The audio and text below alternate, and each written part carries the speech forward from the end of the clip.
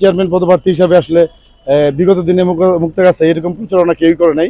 আমি চেষ্টা করেছি অ্যাটলিস্ট তৃণমূল পর্যায়ে একদম খেটে খাওয়া মানুষ, কৃষক, শ্রমিক, ভ্যানওয়ালা, রিক্সাওয়ালা তাদের পাশে যাওয়ার চেষ্টা করেছি। আর প্রথমে আল্লাহ তাআলার কাছে শুকরিয়া যে আমি 26-27 বছরের রাজনৈতিক জীবনে এই প্রথম জনপ্রতিনিধি হওয়ার চেষ্টা করে যাচ্ছি এবং আমি আল্লাহর কাছে আনারস মার্কে চেয়েছিলাম।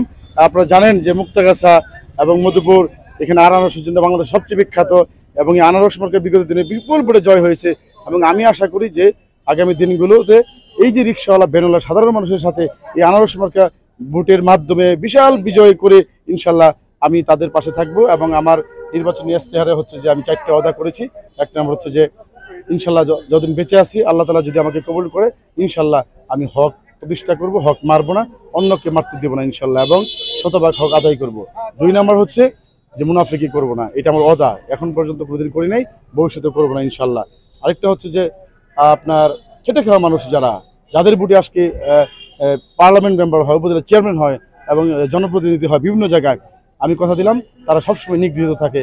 আমি এবার কথা দিয়েছি যে সবার আগে তাদেরকে মূল্যায়ন করব এবং ইনশাল্লাহ আমার কাছে আমি যদি আল্লাহ আমাকে কবুল করে ইনশাল্লাহ আমি এটা প্রথমভাবে আপনাকে মানে মানে উচ্চস্বরে বলতে চাই যে তাদেরকে সবার আগে আমি কাজগুলো করে দেব।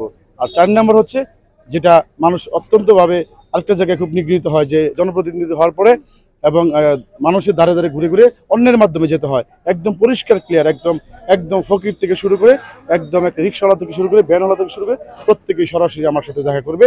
আমি এইটা কিন্তু তাদেরকে বলে দিচ্ছি। এই হচ্ছে আমার আগামী দিনের পরিকল্পনা ইনশাল্লাহ। না, প্রতিপক্ষ তো আসলে আমি মনে করি না। আসলে বিষয়টা হলো যে সবাই একটি পরিবার, মুক্তাগাছা আর কি। আর এটা আসলে ভোট আসলে প্রতিপক্ষ বলতে কি এখানে কিন্তু নেতাকর্মীর কথায় ভোট হবে না আজকাল, ঠিক আছে? আপনারা জানেন যে একটা চায়ের দোকানেও কিন্তু এখন মানুষ যারা থাকে তারাও কিন্তু শক্তিশালী মানে রাজনীতি সম্পর্কে জানে। সুতরাং এখানে জনগণের কাছে ধার প্রান্তে যারা গিয়েছে, কারণ বিগত দিনে আমি 10 বছর মাঠে ছিলাম মুক্তাগাছার।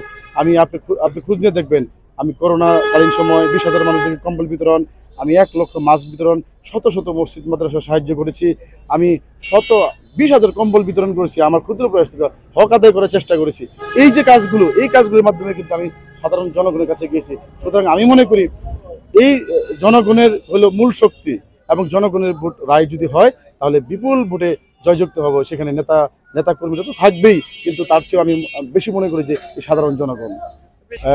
1989 সালে প্রথম উপজেলা চেয়ারম্যান ছিল ফজলুল হক দুদু। আর প্রথম তখনই কিন্তু উপজেলা পরিষদ মানে কাঠামো তৈরি হয়েছিল হুসেন মোহাম্মদ এরশাদের দ্বারা আর কি।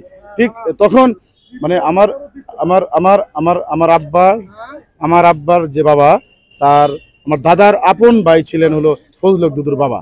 সেই সূত্রে আমার আব্বার আপন চাচাতো ভাই। আমি সাহেব বাজার আমার বাসা, 1 নং লক্ষ্মীগলার ভোটার।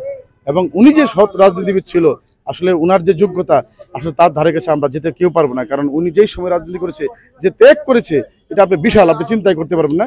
সুতরাং ওইরকম একটা সৎ আদর্শ নিয়ে এই রাজনীতি আমরা করব এবং আশা করি উনার সততা সবাই জানে এবং আমি কিছু কিছু ক্ষেত্রে আশা করি যে তার চেয়ে অনেক ভালো কাজ করার চেষ্টা করবো ইনশাল্লাহ।